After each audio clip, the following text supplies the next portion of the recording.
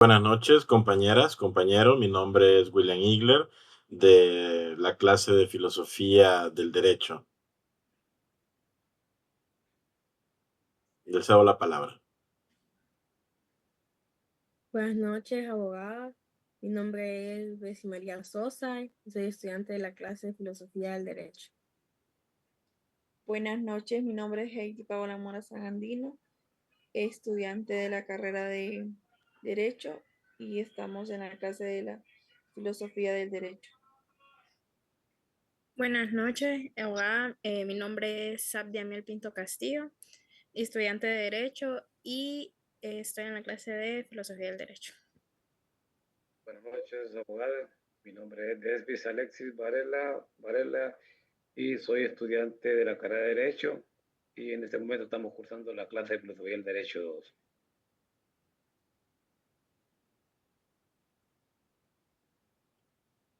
Bueno, entonces, para empezar el debate de esta noche, vemos que básicamente se basa en lo que son algunas perspectivas del concepto de derecho, desde el punto de vista reduccionista y de ampliación, pero también desde lo que es una comparación entre el derecho positivo y el derecho natural.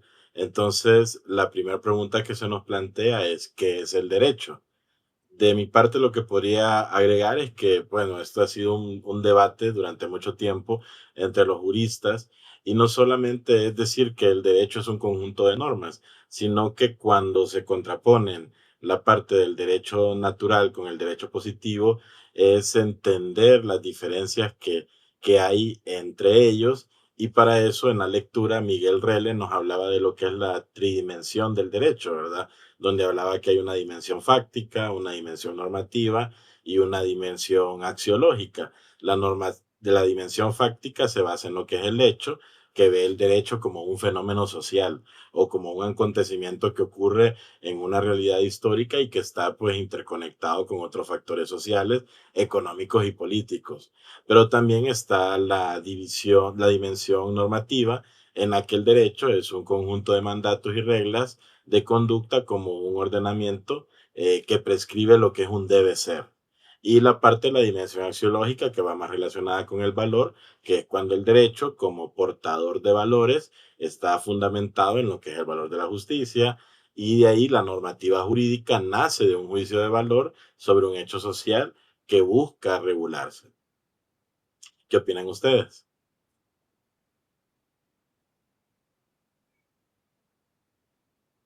Buenas noches, compañero William. Pues, como usted lo ha dicho, el derecho obviamente, ¿verdad?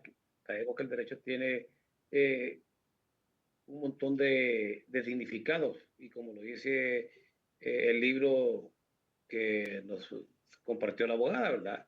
Dice que hay dos clases, ahí hablaba más que todo que hay dos clases de derecho, ¿va? Y eso se viene tratando desde varios siglos antes de la era cristiana, ¿va? Y se encuentra, ¿verdad? Que hay testimonios, ¿verdad? De que hay tradicionalismo y la visión del derecho en ese tiempo estaba en lo que se llama el derecho natural y el derecho positivo. Y usted le decía, ¿va? Que el derecho en sí, ¿verdad? Es un sistema, ¿va? De normas, principios, como podemos decir, ¿verdad? Y eso es lo que viene a regular la conducta del ser humano. Tratamos de ser humano, pues ya sabemos que es hombre o mujer. Ese conducta debe ser obviamente en la sociedad. Cómo se va a comportar en la sociedad. Obviamente, esa conducta lo que busca es establecer, ¿verdad? Un orden, ¿verdad? Y una justicia, como dicen, ese orden y esa justicia es para que el ser humano pues conviva en paz y armonía. Y posteriormente vamos a ver, porque hay unos en aquellos tiempos que establecían qué era el derecho natural y qué era el derecho positivo. Y cada quien, como decía ahí, ¿verdad? ¿Verdad? Muchos juristas establecían ellos su propio criterio. Entonces, y ahí vemos, ¿verdad? Muchos pensadores y que posteriormente lo vamos a ver qué pensaban cada uno de ellos en su carrera y su pensamiento filosófico. Así Así es. es, compañero. También menciona que el derecho, así como las teorías del derecho natural y del derecho positivo, como lo mencionaba usted, nos basaremos también que El derecho natural se basa en principios racionales universales propios de la naturaleza humana, que nos dice que son normas no escritas que buscan la justicia por encima de la ley positiva. Esto explica que el derecho es previo y superior al derecho estatal. Un ejemplo sería el derecho a la vida, aunque, aunque no esté escrito en una ley. Así es.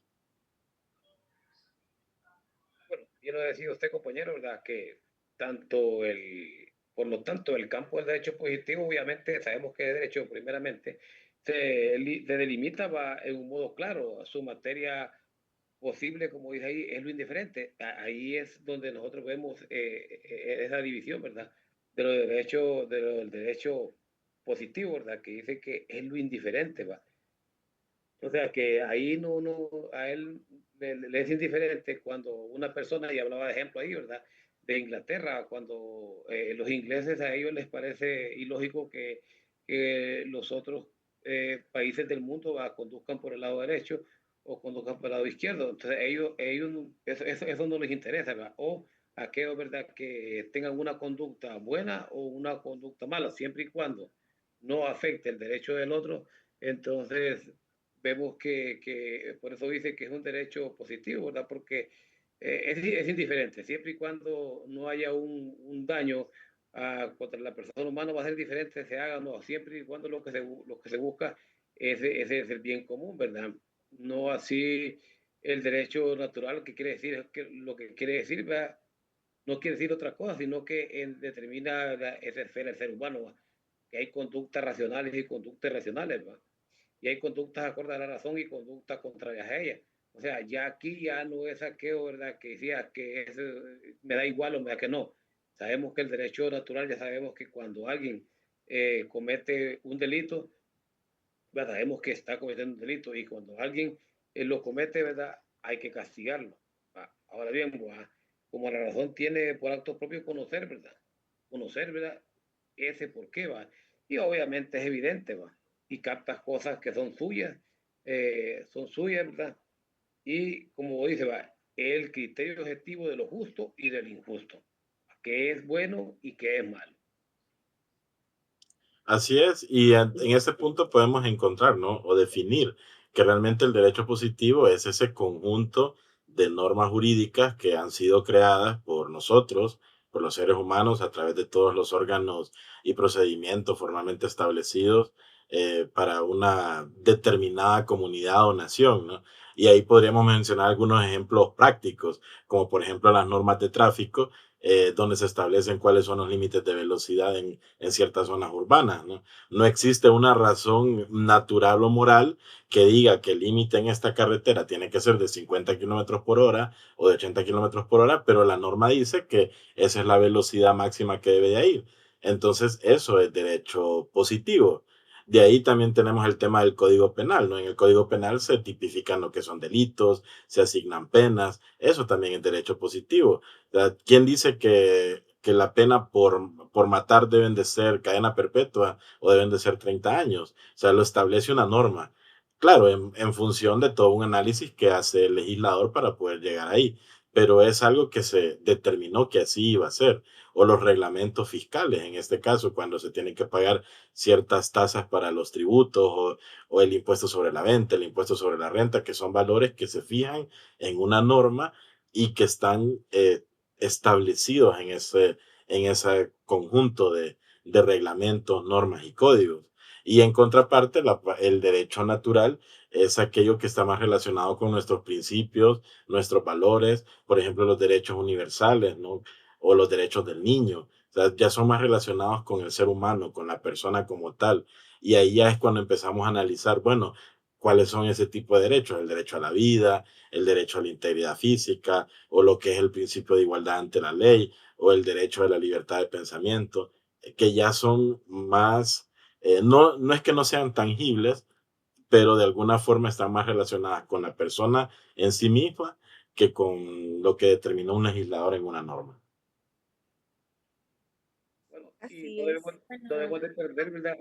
El enfoque, como decía usted, disculpe, compañera, para ir aportando, ¿verdad? Ese enfoque del reduccionismo y el de ampliación, ¿verdad? Que el enfoque reduccionista pues, nos dice ¿va? Que es una forma de entender esos sistemas complejos, ¿verdad? Y ese de ampliación, ¿verdad? El reduccionismo lo que trata es de reducirlo al mínimo, ¿verdad? De hacer un enfoque más simple, ¿verdad?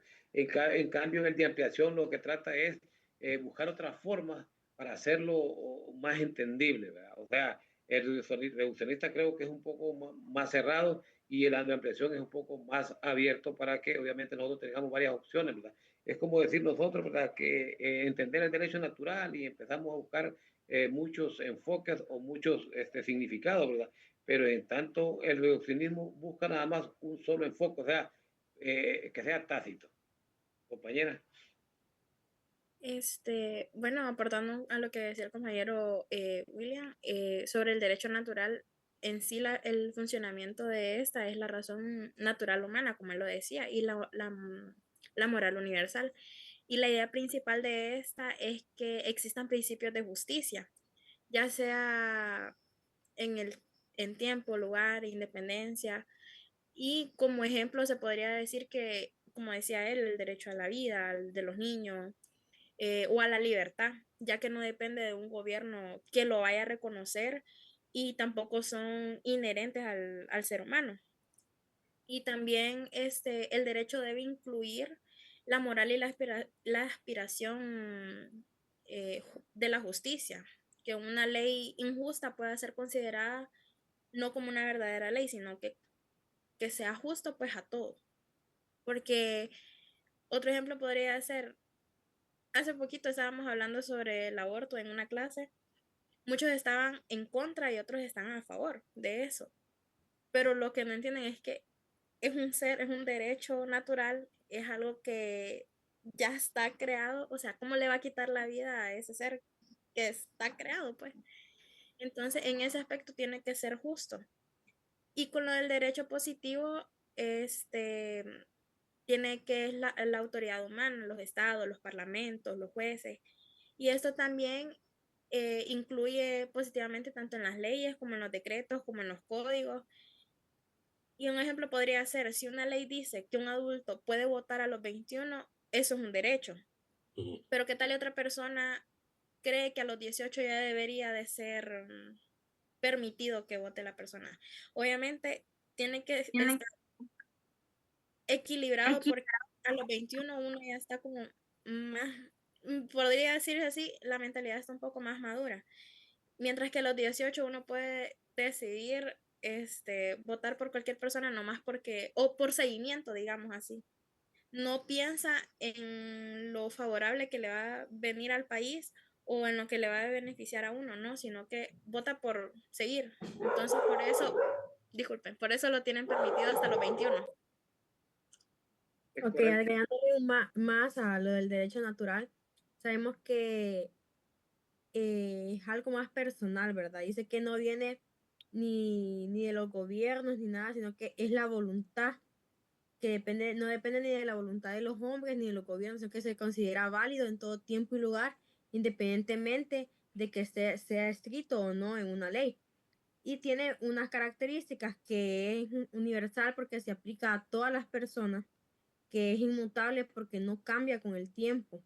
Y hay muchos ejemplos, como decía la compañera Sabdi, el derecho a la vida, el derecho a la libertad, el derecho y respeto a la dignidad humana. Hay muchos más ejemplos que representan el derecho natural. Y hay unos representantes también ahí en el material que mandó la abogada, que puede ser también Tomás Aquino, que él dio una base cristiana al derecho natural, perdón, y relacionando con la ley divina. Aristóteles también, que dijo que habló de una ley natural que está por encima de la ley escrita. Entonces podemos ver tantos ejemplos que nos dan sobre el derecho natural. Así es, excelente. Gracias, compañeros. Entonces, ¿qué les parece si vamos avanzando en el debate para esta segunda parte y nos adentramos a lo que son el reduccionismo y la teoría de la ampliación?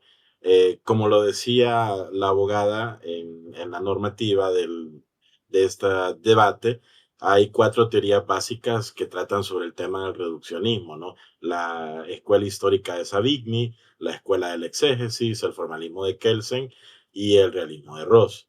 Y en cuanto a lo que es la ampliación, está Hart y Dworkin, que presentan también sus teorías al respecto. Entonces, para empezar esta parte, yo les podría comentar qué es para mí la escuela histórica de Savigny, y posteriormente ustedes pueden ir comentando sobre las otras teorías o sobre la misma de Savigny. Para él, el derecho no solamente es un producto de la razón universal, no es ni la voluntad arbitraria de un legislador, sino que más bien es una manifestación espontánea y evolutiva de lo que sería el espíritu de una nación o el espíritu de un pueblo. Él le da mucho valor a esa parte cultural, a esa parte social, a esa parte de costumbres de los pueblos, ¿no? Por eso se llama la escuela histórica.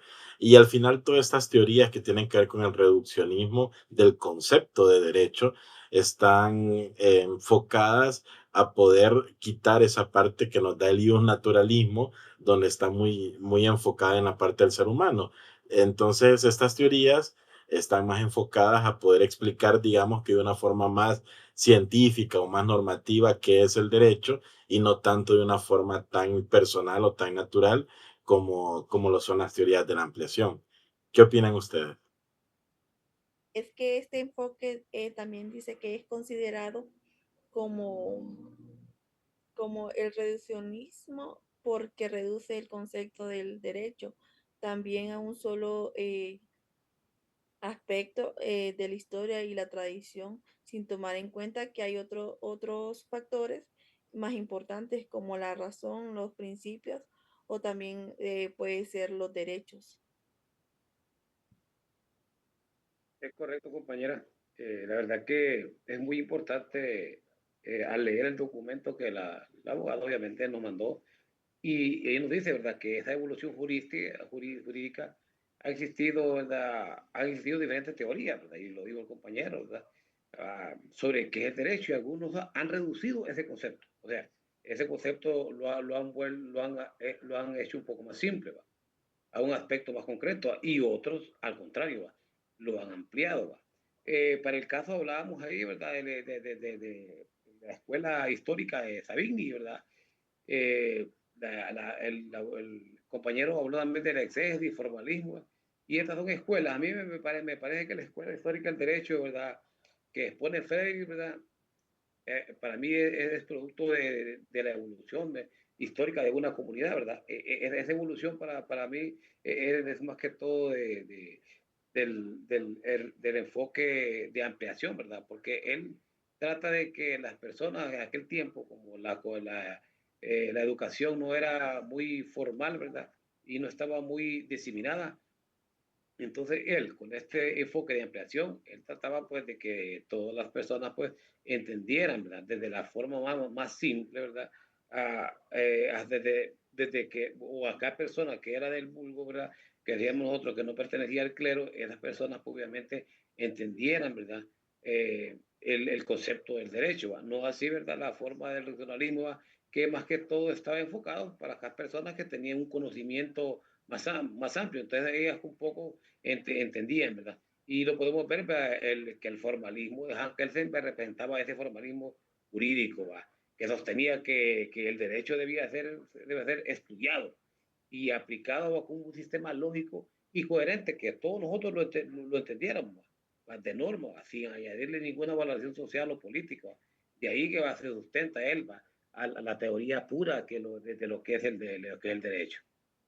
Sí, como lo decía Sabini, que el derecho no se crea, sino que nace del espíritu del pueblo, de sus costumbres y también de la ley escrita que nos imparte, como la tradición jurídica. Está también el enfoque la reduccionista, porque reduce también el derecho de solo la historia y la cultura. También agregando sobre el reduccionismo según la escuela de exegénesis, dice que cae en reduccionismo jurídico porque reduce todo el derecho a lo que está escrito por la ley. y como si fuera la única fuente válida, ignora muchos factores importantes como la realidad social, la moral o la interpretación judicial, pero esta escuela, la ley lo es todo. Y eso limita mucho la comprensión y la ampliación del derecho en contextos reales y cambiantes también. Sí, y el otro tema con la escuela de la exégesis es que es muy literal. No da espacio, por ejemplo, para que un juez pueda interpretar un artículo o un código, sino que se va a lo que explícitamente dice. Y nosotros sabemos que en nuestro sistema jurídico y en la mayoría de sistemas jurídicos de todas las repúblicas, realmente hay una combinación entre lo que dice la norma literalmente y lo que se entiende que el legislador trató de dar a entender cuando se redactó la norma.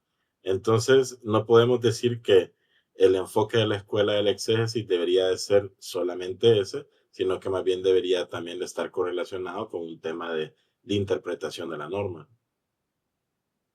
Correcto. Igual Y ambos derechos, bueno, ambos autores defienden el derecho que no pueda, no solo social, ni las existencias étnicas, ni nada de eso, sino que también marca una ruptura con la tradición positiva más regidas.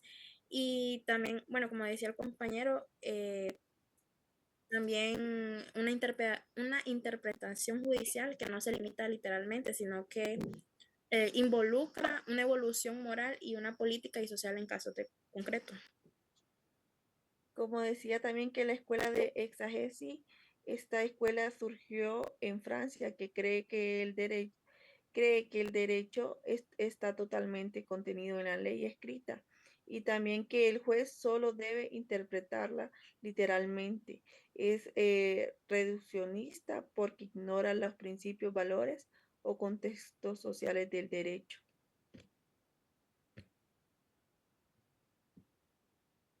bueno, compañeros, yo creo que ya vamos un poco cerrando, ¿verdad? Tenemos que ver el derecho de una perspectiva, como lo decía el documento, tridimensional, ¿verdad? Ya aquí que pues nos obliga, ¿verdad? Nos obliga a meternos a esa teoría, ¿verdad? Tridimensional de la norma, trialismo o teoría trialista, dice, ¿va? Que es un enfoque que considera el derecho en tres aspectos muy importantes: el normativo, el práctico y axiológico, ¿verdad?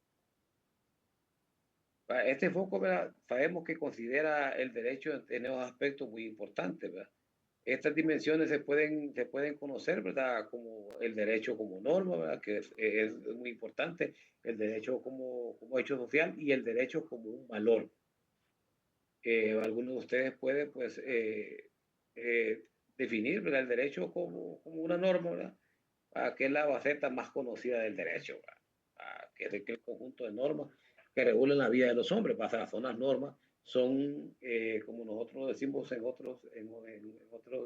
en otras palabras, ¿verdad? Es un reglamento que tenemos nosotros, en este caso, pues es una constitución, ¿verdad? Un código penal, ¿verdad? Que es la que, pues, nos dice que debemos tener una norma que no debemos salir, y si nos salimos, pues podemos ser sancionados.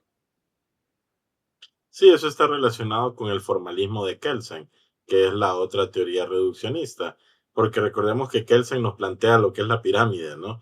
Que habla sobre el sistema jurídico de las normas, que está la Constitución, los tratados, los códigos, de ahí va bajando a las leyes especiales, los reglamentos. Al final, en ese sentido, para Kelsen, lo que él quería era purificar el derecho de todo lo que es la moral, o la política, o la sociología, y poder tener el derecho como una ciencia. Entonces, desde ese punto de vista se relacionaría con eso. Es que se propuso que el derecho es un sistema jerárquico, donde normas debe seguir otra superior y también hasta llegar a la Constitución, que el derecho se estudiaba en los elementos morales y también su teoría se enfocaba más solo en la estructura formal.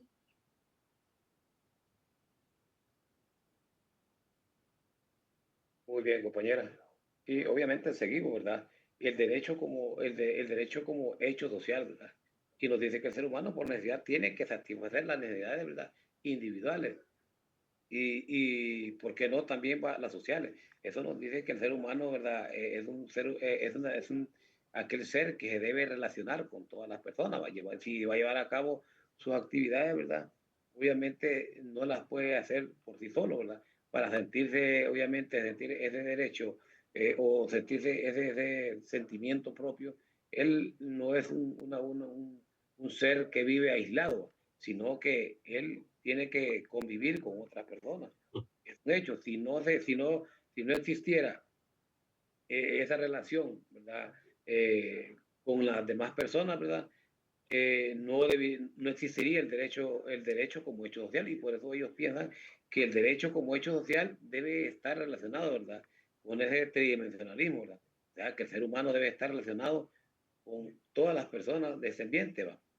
Eh, Según se analizó, ¿verdad? Antes el lenguaje, ¿verdad? Del derecho, ese era el normativo, ¿va? Como es también el lenguaje en otra forma, ¿va? Obviamente que sabemos, ¿verdad? Que el ser humano tiene diferentes lenguajes. Un lenguaje, pues, lo podemos ver en la actualidad, ¿verdad? Que es de las diferentes naciones, ¿verdad? Pero se busca, ¿verdad? Que ese lenguaje, pues, sea común. Entonces, igual como el derecho como valor, ¿verdad? El derecho dice no solo es un producto del fenómeno social, ni tampoco solo un conjunto de normas, ¿verdad? Que tiene valor conducta, también es un valor en sí mismo, ¿verdad? De proteger sus valores, de proteger los valores de la sociedad, de proteger los valores del Estado, de proteger los valores de la comunidad, ¿verdad? Y esto obviamente dice, es estudiado desde el punto de vista axiológico. Compañeras, ¿ustedes tendrían algo más que agregar sobre, por ejemplo, la teoría del reduccionismo de Ross, que está relacionada con la parte realista, que está relacionado con lo que acaba de decir el compañero, ¿no? Esa convivencia entre lo que es el derecho y la parte social. El reduccionismo jurídico, según esa teoría de Carlos Ross, que dice que es una postura que reduce el derecho únicamente a la ley escrita, ignorando aspectos como la moral, la política, la cultura o la interpretación judicial. Y también dice que el juez es visto como un mero aplicador automático de la ley y que el derecho se identifica solo con el texto legal sin espacio para interpretación o contexto, según esta teoría de Ross. Es correcto, compañera. Y bueno, yo creo que en sí lo que pues tratamos de comprender en esta teoría, ¿verdad? Va, y de reduccionismo y ampliación, va, que son enfoques opuestos, va, como lo debemos comprender en realidad, va. El reduccionismo es lo que busca, ¿verdad? Explicar, pues, explicar sistemas complejos, va. Obviamente eso creo yo lo van a descomponer en sus partes más simples, va, y estudiar esas partes, ¿verdad? En una forma más aislada, va. Mientras que el de ampliación es un enfoque más sistémico, ¿verdad? Sabemos que enfatiza la importancia de las interacciones y relaciones entre esas partes, ¿va? Para comprender, ¿verdad? El todo, ¿va? Considerando un sistema obviamente complejo, ¿va? Y que tiene esas propiedades, ¿va? Que no se encuentran en sus componentes individuales, sino que lo trata de ampliar. ¿Va? Ahí lo mismo lo decía, son opuestos. ¿Va? El reduccionismo lo busca lo más extracto y el de ampliación obviamente explicarlo un poco más, comprenderlo un poco más en sus partes. Es que Muchas como gracias, menciona que para compañeros. Ross el derecho es lo que hacen los jueces, no importa lo que diga la ley. En la práctica, los jueces actúan distinto. Este enfoque valora la perdición judicial, pero la reduccionista porque ignora normas entre principios y los valores. Gracias. Y para hacer el cierre de este video, entonces, de forma muy práctica, ¿qué es lo que más les pareció interesante? Bueno, lo más interesante fue haber interactuado con ustedes, ¿verdad? Y conocer los conceptos y el punto de vista que tiene cada uno de ustedes respecto al derecho positivo, al derecho natural y a estos enfoques, ¿verdad? Tanto reduccionalistas como de ampliación, ¿verdad?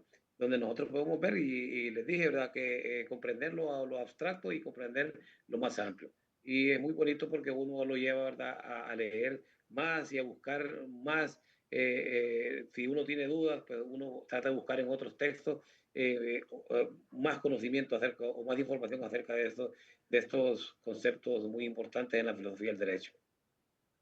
Así es, lo importante es conocer el criterio de cada persona y aprender un poco de cada uno. Fue un gusto haber estado con ustedes. Igualmente, un gusto haber debatido sobre este tema en la clase de filosofía del derecho, compañero. Bueno, muchas gracias a todos por su participación y les deseamos una feliz noche.